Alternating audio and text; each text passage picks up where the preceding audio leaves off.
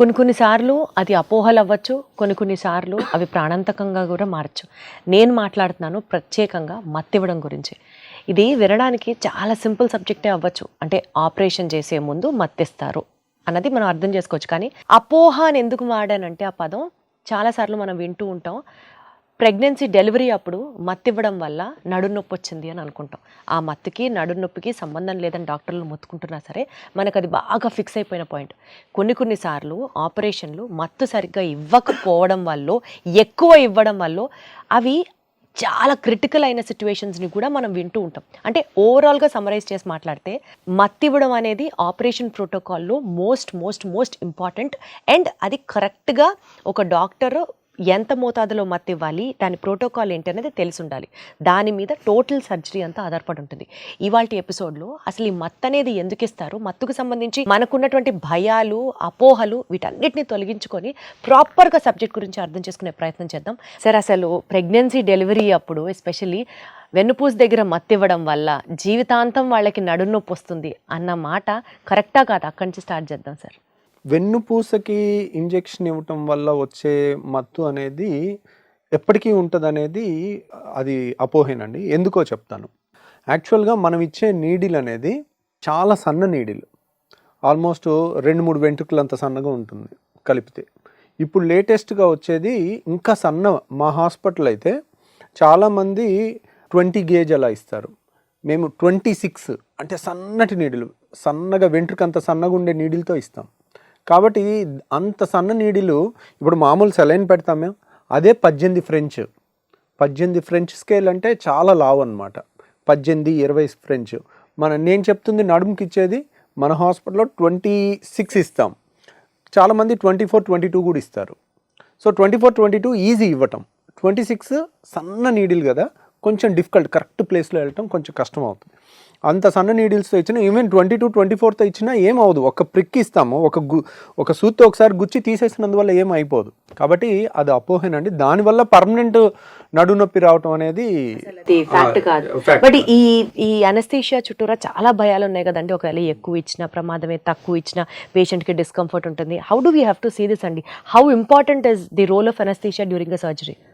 Anaesthesia అనేది చాలా important అండి. ఒక సర్జన్ కింద నేను ఎప్పుడు సర్జరీ గురించి నేను భయపడను. ఎందుకంటే ఐఎమ్ ఏ సర్జన్. ఒకవేళ సడన్గా బ్లీడ్ అయినా నేను కంట్రోల్ చేయగలుగుతాను అన్న కాన్ఫిడెన్స్ నాకు ఉంటుంది. సో నేను ఎప్పుడు భయపడేది అనస్థీషియా గురించి. అనస్థీషియా గురించి ఎంత డెప్త్లో చదివానంటే నేను, ఎందుకంటే ఒక ప్రైవేట్ హాస్పిటల్లో నేను ప్రాక్టీస్ స్టార్ట్ చేసినప్పుడు 250 kg పేషెంట్కి నేను ఆపరేషన్ చేస్తున్నాను. అది పేపర్లో వచ్చింది. ఒక సీనియర్ ఎనస్థెటిస్ట్ ఫోన్ చేశారు. ఆయన పేరు గోపీచంద్ గారు. సో ఆయన ఫోన్ చేసి, ఆంధ్ర హాస్పిటల్లో ఉండేవాళ్ళు ఆయన చెప్పారు, ఏంటి రవి, ఇంత హై రిస్క్ కేసు చేస్తే ఏదన్నా అయితే అనవసరమైన బ్యాడ్ నేమ్ వస్తుంది కదా, ఎందుకు అట్లాంటివన్నీ చేస్తున్నావు, రిస్కీ థింగ్స్. సో ఇది సర్జరీ నువ్వు బాగా చేసినప్పటికీ కూడా అన్నీ బాగుండాలి కదా, ప్లస్ అంత పెద్ద 250 kg పేషెంట్కి మత్తిచ్చి ఆపరేషన్ చేసి మళ్ళీ వెనక్కి తీసుకురావటం అనేది it's not a joke. So you are going beyond certain things, జాగ్రత్తగా ఉండు అని చెప్పారు. ఫోన్ చేసి చెప్పారు. అంటే ఆయన ఫోన్ చేసినప్పుడు నాకు చాలా మంచి అనిపించింది. ఎందుకంటే వీడు బాగుండాలి, వీడు యంగ్స్టరు, ఉడుకు రక్తం, మేమన్నీ 60-70 ఏళ్ళు దాటి అన్నీ చూసున్నాము, ఒడిదుడుకులు. ఒక రిస్కీ కేసు చేయకపోయినా పర్లేదు, లాంగ్ రన్లో నీకు గనుక అదే రోజు ఆ పేషెంట్కి ఏదైనా అయిందనుకోండి, నేను అన్ని మీడియా ఛానల్లో వస్తాను. ఇప్పుడు గుడ్ రాదు కానీ బ్యాడ్ వస్తుంది. బేరియాట్రిక్ సర్జరీలో కొత్తగా వచ్చిన సర్జరీలో ఏదైనా కానీ హైలైట్ అవుతుంది. ఇప్పుడు ఎవరన్నా అపెండిక్స్ బాగా వచ్చి పగిలిపోయి చీంబట్టి చావుబతుకులు వచ్చినప్పుడు ఆపరేషన్ చేసినప్పుడు పేషెంట్ చనిపోయినా అది న్యూస్ అవ్వదు. నడుచుకుంటా వచ్చాడు, లావు, అది పెద్ద జబ్బే కాదు, అలా వదిలేసినా అయిపోతుంది. అలాంటి వాళ్ళకి ఆపరేషన్ అప్పుడు ఏదన్నా అయిందనుకోండి, ఎక్కువ ఆపరేషన్ కన్నా కూడా మత్తులోనే రిస్క్ ఎక్కువ ఉంటుంది. స్టార్టింగ్ సర్జరీస్లో అన్నిట్లో కూడా మత్తిచ్చే ప్రోటోకాల్ కాడ నుంచి అన్నీ డీటెయిల్డ్గా చదువుకుని, నేను ఎనస్థెటిస్ట్, వాళ్ళు కూడా ఫస్ట్ టైం ఇస్తా ఉన్నారు, అన్ని డీటెయిల్గా నేను బెల్జియంలో ట్రైన్ అయిన దగ్గర ఎనస్థెటిస్ట్తో మాట్లాడించి ఏ ప్రోటోకాల్ ఇవ్వాలి, ఏ మందు ఇవ్వాలి, ఎంత డోసెస్ ఇవ్వాలి, ఎలా చూసుకోవాలి అని సర్జరీ తర్వాత కూడా నేను అక్కడే పడుకుని ఉండేవాడిని. ఎందుకంటే ఆ రిస్కీ పేషెంట్స్కి ఆ ఒక్కరోజు మనం దగ్గర ఉంటే మన టైంకి ఏదైనా చేయాల్సినవి చేస్తే ఇంకా ఆ తర్వాత. ఇప్పుడు అలా వేల సర్జరీలు చేసేసరికి ప్రోటోకాల్ స్ట్రీమ్లైన్ అయిపోయింది. ఇలా వస్తే ఇలాగే చేయాలి. ఈ ప్రోటోకాల్ ఎప్పుడైతే స్టాండర్డైజ్ ఆఫ్ ప్రోటోకాల్ అయిందో 1000 సర్జరీలు అయిన తర్వాత ప్రోటోకాల్ స్ట్రీమ్లైన్. ఇప్పుడు మా డ్యూటీ డాక్టర్ ఉన్నా ఆ ప్రోటోకాలే ఫాలో అవుతారు, నర్స్ ఉన్నా అదే ప్రోటోకాల్ ఫాలో అవుతారు, అది స్టాండర్డైజ్ అయిపోయింది. రీసెంట్గా జరిగిన మా ఫ్రెండ్కి జరిగిన ఒక ఇన్సిడెంట్ నేను చెప్తాను. మా friend he's a surgeon. So తనకి హెర్నియా సర్జరీ చేయాలి. సో హెర్నియా సర్జరీకి సరే ఇంత దూరం ఏమొస్తామని నా దగ్గరికి రాలేదు. తనకి దగ్గరలో ఉన్న హాస్పిటల్కి వెళ్ళి చేయించుకుందామని ఈజ్ ఏ సర్జన్, సరే ఇంకో సర్జన్ దగ్గరికి వెళ్ళారు. సో పర్వాలేదు. వెళ్ళిన తర్వాత మత్తు ఇచ్చినప్పుడు ఏమైందంటే, మత్తు ఇచ్చారు. మత్తు అంటే ఏంటి? నిద్ర రావటం. ఇప్పుడు సపోజ్ మనం గిచ్చామనుకోండి, సోయిలో ఉన్న మనిషికి గిచ్చితే తెలుస్తుంది.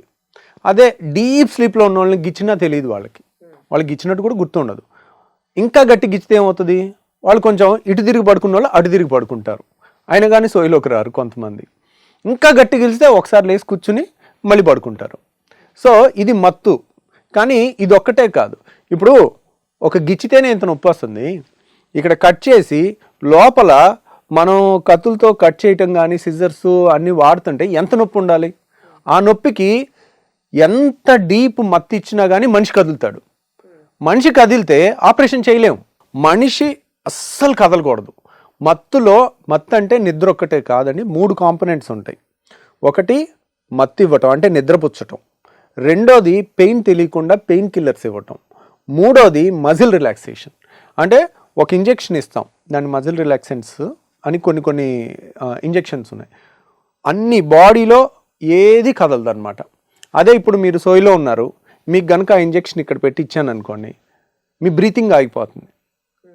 బ్రీతింగ్ ఆగిపోతే 5 నిమిషాల్లో ప్రాణం పోద్ది. ఏం చేయాలి? పొరపాటున ఇంజెక్షన్ ఇచ్చామనుకోండి, వెంటనే మీకు వెంటిలేటర్ పెట్టి ఒక పావు గంట వెంటిలేషన్ చేస్తే దాని ఆ మజిల్ రిలాక్సెంట్ ఎఫెక్ట్ పోయిన తర్వాత మళ్ళీ మీరు సోయిలోకి వచ్చేస్తారు. మీ మజిల్స్ మీ కంట్రోల్లోకి వస్తాయి. అలా మత్తు ఇచ్చే క్రమంలో ఉన్న మజిల్ రిలాక్సెంట్ బాగా ఇచ్చి మత్తు మందు తక్కువ ఇచ్చారు. సో పేషెంట్కి ఏమైంది? పేషెంట్ నిద్ర రాలేదు, కానీ బాడీలో కండరాలన్నీ ప్యారలైజ్ అయిపోయినాయి. అంటే తను కళ్ళు ముయ్యాలనుకున్నా ముయ్యట్లేదు, బ్రీత్ తీసుకోవాలన్నా బ్రీత్ ఆడట్లా, ఉక్కిరిబిక్కిరి అయిపోతున్నాడు. వెంటిలేటర్ పెట్టడానికి కొంచెం టైం పట్టింది. బాడీలో కండరాలన్నీ ఒకటేనండి. మీరు కన్ను బ్లింక్ చేయాలన్నా కండరం కదలాలి, చెయ్యి కదలాలన్నా కదలాలి, కాలు కదలాలన్నా కానీ, బ్రీతింగ్ తీసుకోవాలన్నా కదలాలి. మనిషి అస్సలు కదలకూడదని మత్తిస్తే బ్రీతింగ్ కూడా ఆగిపోద్ది. ఆ ఊపిరి తీసుకునే కదలిక కూడా సర్జరీకి పనికిరాదు. అంటే అదొక్కటి ఇదొక్కటి ఆపి అది ఆపకుండా చేయలేము. కాబట్టి అన్ని కండరాలు ఆగిపోవాలి. ఆగిపోయినప్పుడు ఏంటి? బ్రీతింగ్ ఆగిపోతే ఏం చేయాలి? వెంటిలేటర్ పెట్టాలి. మనం ట్యూబ్ వేసి ఊపిరితిత్తులోకి డైరెక్ట్ ట్యూబ్ వేసి ఆక్సిజన్ అన్ని ఇస్తూ వెంటిలేటర్ మిషన్ మీద పెడతాం ఆపరేషన్ అయినంతసేపు. ఆపరేషన్ అవ్వగానే మళ్ళీ అన్ని కండరాలు కంట్రోల్కి వచ్చేటట్టు, అన్ని మత్తు రివర్స్ అయిపోయేటట్టు మందులు ఇచ్చేసి రివర్స్ అయిపోగానే బయటికి తీసుకొస్తాం. కాబట్టి ఈ క్రమంలో మత్తు ఇచ్చే నిద్రపుచ్చే మందు తక్కువ ఇచ్చారు. కాబట్టి మనిషి కదలకుండా ఉన్నారు. వాళ్ళకు ఉక్కిరిబిక్కిరి అయిపోయింది, వెంటిలేటర్ పెట్టింది అంతా తెలిసింది. తర్వాత వాళ్ళకి ఆపరేషన్ చేస్తుంది కూడా తెలిసింది. మీకు దీంట్లో ఎవేక్ అని ఒక సినిమా ఉంది, ఇంగ్లీష్ సినిమా. ఆ ఎవేక్ అనే సినిమాలో ఏం చేస్తారంటే, హార్ట్ ఆపరేషను మత్తులో మూడు ఉంటాయి కదా, మజిల్ రిలాక్సెంట్ ఇచ్చి మనిషిలో చలనం లేకుండా ఉంటుంది, కానీ బ్రైట్గా ఉంటాడు. అలా సోయిలో ఉన్నప్పుడు డీప్ మత్తు ఇవ్వకుండా వాడికి ఆపరేషన్ చేస్తాడు కావాలని, కక్షతో చేసి. హార్ట్ ఆపరేషన్ అది కూడా. ఈ రంపంతో ఈ ఎముకని కట్ చేస్తారు, కట్ చేసి ఛాతీని చీల్చి హార్ట్ మీద ఆపరేషన్ చేసేది అంతా కూడా వాడికి తెలుస్తూ ఉంటుంది. వాడి మనసు అరుస్తూ ఉండేది కూడా ఎవేక్ అనే సినిమా మీరు చూడండి. సేమ్ అదే ఈ డాక్టర్కి జరిగింది. అంటే మత్తు సరిగ్గా దొరకలేదు, మజిల్ రిలాక్సెంట్ వచ్చింది, అదొక నరకం అనమాట. ఆ భయంకరమైన అమ్ము నేను చచ్చిపోతాను, నేను బతకనేమో, వీళ్ళు ఏమి చూసుకోవట్లేదేమో అనే వచ్చే ఆ టెన్షన్ ఉంటుంది చూడండి. ఆ టెన్షన్తో తర్వాత ఫోన్ చేశాడనమాట ఆపరేషన్ అయ్యాక. తను ఏమన్నాడంటే, నేను సర్జన్ని, ఏది ఆ పేషెంటే సర్జను, అయినా కానీ నా జన్మలో నేను ఎనస్థీషియా తీసుకోను, జనరల్ ఎనస్థీషియా తీసుకోవాల్సి వస్తే నేను చావునన్నా చేస్తాను కానీ ఎనస్థీషియా అయితే తీసుకోను అన్న నిర్ణయానికి వచ్చేసాడు. ఒకసారి అలా బ్యాడ్ ఎక్స్పీరియన్స్ వచ్చిన తర్వాత మళ్ళీ జన్మలో ఆ ధైర్యం చేయలేరు. సో నేను చెప్పదలుచుకుంది ఏంటంటే, సర్జరీలో ఒక 100-200 స్టెప్స్ పర్ఫెక్ట్ హార్మనీలో జరగాలి, పర్ఫెక్ట్ ప్రోటోకాల్లో జరగాలి. దాంట్లో చాలా ఎక్స్పీరియన్స్ ఉన్న వాళ్ళు కానీ 100కు 100 మార్కులు వచ్చినా కూడా సరిపోదు. అంటే 100కు 99% అంటే సరిపోదు. ఇప్పుడు పాస్ పర్సంటేజ్ 50, 51 మార్క్స్ వచ్చి పాస్ అయ్యి సర్జన్ అయిన వాళ్ళ చేతిలో మన చేతులు పెట్టలేము. ఎందుకంటే దీనికి 99 కావాలి. మన ఇంట్లో వాళ్ళకి సర్జరీ చేస్తున్నామంటే ఎలా ఉండాలి, అంత యాక్యురసీ ఉండాలి. అలాంటివి ఇది మన బాధ్యత. కొంచెం దూరమైనా పర్వాలేదు, వెళ్ళటం ప్రాపర్ ప్లేస్లో చేయించుకుంటే when the entire protocol is properly designed, వాళ్ళకి మన హాస్పిటల్లో మత్తు అనేది ఒక స్వర్గంలాగా ఉంటుంది. అంటే గాల్లో తేలినట్టుంది అంటారు చూడండి, అట్లా ఉంటుంది. వాళ్ళకి మనం ఇవ్వగలిగింది సర్జికల్ పెయిన్ అనేది వన్ ఆఫ్ ద భయంకరమైన నొప్పి. ఒక మనిషిని చిన్న సూది గుచ్చుకుంటే విలవిల్లాడిపోతాం. అలాంటిది ఒక ఆపరేషన్ చేస్తున్నారు, కోస్తున్నారు అంటే వాళ్ళకి మనం పొట్టంతా కోసినా కానీ వాళ్ళకి అసలు ఎంత నొప్పి తెలియకుండా చేస్తాము. ఆపరేషన్ తర్వాత కూడా అంత నొప్పి తెలియకుండా చేయొచ్చు. సో మన హాస్పిటల్లో మత్తు అంత స్ట్రాంగ్గా ఉంటుంది. సో సరే ఇక అయిపోయింది, ఏదో అయిపోయింది. కాకపోతే ఇది చాలామందికి తెలియదు. ఇలా నేను ఎంబీబీఎస్లో అయిపోయినప్పటి నుంచి ట్రైనింగ్లో ఉన్నప్పుడల్లా 3 నెలలకో 6 నెలలకో ఒకటి ఇలాంటి స్టోరీ వినేవాడిని. ఆపరేషన్ అయిపోయిన తర్వాత, డాక్టర్ గారు మీరు మాట్లాడుకుంది మాకు వినపడిందండి. ఒక పేషెంట్, లావుగా ఉన్న పేషెంట్కి ఆపరేషన్ చేస్తున్నాడు సర్జన్ ఆపరేషన్ చేస్తున్నప్పుడు, అమెరికాలో జరిగింది ఇది. జరిగి ఆపరేషన్ చేస్తున్నప్పుడు కొంచెం లావు ఉండటం వల్ల, ఫ్యాట్గా ఉండటం వల్ల ఆపరేషన్ కష్టం అవుతుంది. బరువు ఉన్న వాళ్ళకి ఆపరేషన్ కష్టంగా ఉంటుంది. అయితే ఆ సర్జన్, ఇంగ్లీష్ సర్జన్ చేస్తూ ఇది ఇంత కష్టంగా ఉంది, చాలా స్ట్రగుల్ అవుతూ ఉన్నారు, అంత ఫ్యాట్ అడ్డొస్తూ ఉందని చెప్పి తను నోరు జారి ఫ్యాట్ అని ఒక అనకూడని వర్డ్ అన్నాడు. అనేసరికి ఆ టైంలో పేషెంట్కి ఇప్పుడు జరిగినదే జరిగింది. మజిల్ రిలాక్సెంట్ ఇచ్చున్నారు, పేషెంట్ కాన్షియస్ ఉన్నారు. డాక్టరు సర్జన్ మాట్లాడుకుంది పేషెంట్కి వినపడి ఆపరేషన్ అయిపోయాక బయటకు వచ్చిన తర్వాత కేసేసింది. సో ఎందుకంటే నన్ను ఇలా దూషించాడు, నాకు గుర్తుంది, ఖచ్చితంగా ఇది జరిగింది అంటే అప్పుడు ఒక కమిటీ లాగా వేసి ఇలా జరిగే అవకాశం ఉందని నిర్ధారించి వాళ్ళకి లైసెన్స్ క్యాన్సిల్ చేయటము, కాంపెన్సేషన్ చేయటం జరిగింది. So these are all awake cinema అని కానీ, లేకపోతే ఇలాంటి ఇన్సిడెంట్ కానీ, అంటే మనం ఏదో సర్జరీ అంటే ఏదో వెళ్ళారు 5 నిమిషాల్లో చేసేసారు వచ్చారు అనేది కాదు. దాని ప్రోటోకాల్స్ ఎంత స్ట్రాంగ్గా డిజైన్ చేశారు, ఎంత ఇంటెలిజెన్స్ డిజైన్ చేశారు. వాళ్ళు 50% పాసా, 80% పాసా, 90% పాసా, ఎంత బెస్ట్ అనే దాని మీద వెళ్తే అలాగే ఉండాలి. అంటే మళ్ళీ ఇక్కడ moral of this story is like, మళ్ళీ ఒక రెప్యూటెడ్, నమ్మకం ఉన్నటువంటి, బాగా ఎక్స్పీరియన్స్ ఉన్నటువంటి డాక్టర్ దగ్గరికే వెళ్ళాలి. ఏదో దగ్గరలో సర్జరీ అయిపోతుంది కదా, చుట్టుపక్కల ఉన్నారు కదా అనుకుంటే no, it's a big no. ఎన్ని లైఫ్ లెసన్స్ వింటున్నట్టుందా సార్ మీతో మాట్లాడుతుంటే.